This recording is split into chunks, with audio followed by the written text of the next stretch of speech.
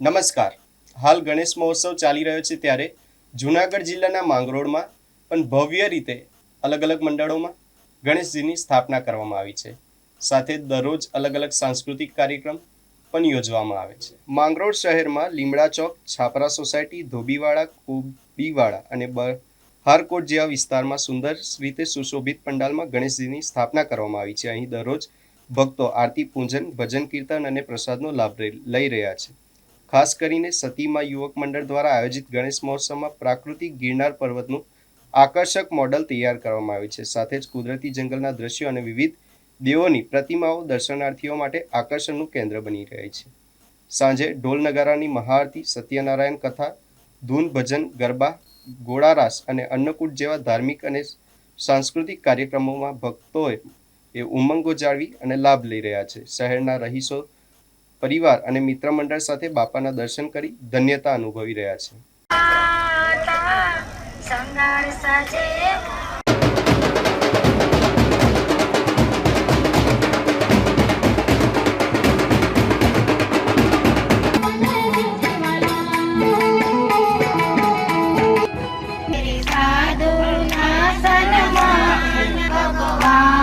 જેના ઘરે મા બાપ ના છે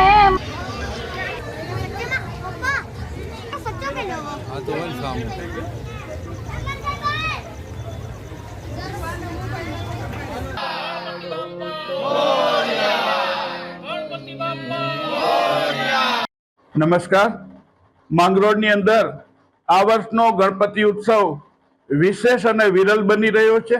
લગભગ બધા જ મોહલ્લા અને શેરીઓના ચોકની અંદર ગણપતિજીનું સ્થાપન કરાયું છે. ત્યાં વિધિવત રોજ આરતી, પૂજન, વંદન, પ્રસાદ, નૈવેદ્ય અને સાંધ્ય કાર્યક્રમોમાં ભજન, ધૂન, સત્યનારાયણની કથા, લોક ડાયરો, રાસ ગરબા મહોત્સવ આ વગેરે યોજાઈ રહ્યું છે.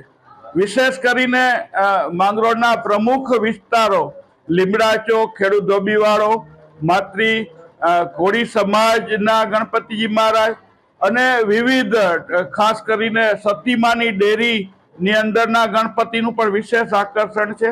હોસ્પિટલ રોડ અને બારકોટની અંદર વિવિધ સ્થળોની અંદર સલાટવાળા અને વિવિધ સોસાયટીઓમાં ગણપતિજીનું સ્થાપન આજે બહુ પૂરજોરમાં ધૂમ મચાવી રહ્યું છે. લોકો ગણપતિજીની સાધના, આરાધના, વંદના, પૂજા, ઉપાસના માટે બહુ મોટી સંખ્યામાં જોડાઈ રહ્યા છે.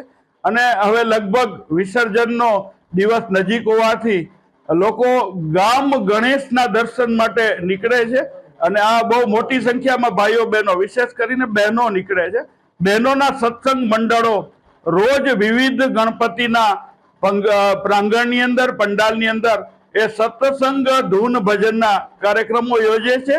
અને એ રીતે આ સનાતનનો ધર્મોત્સવ ઉજવાઈ રહ્યો છે. જય જ્યોતનાથ. હું શૈલેષભાઈ વાઘેલા તથા અમારા મંડળ જ્યોતનાથ મંડળ બરોબર આજે 20-22 વર્ષથી ગણેશ ઉત્સવ ઉજવી રહ્યા છીએ.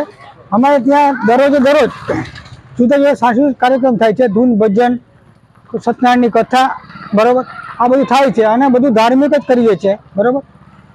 અને ધર્મને જાળવી રાખવા માટે અમે આ બધું આયોજન કરીએ છીએ. અમે ગણપતિ સ્થાપના 7 દિવસની વર્ષો 7 દિવસથી જ કરીએ. 7 દિવસમાં વિસર્જન કરીએ છીએ.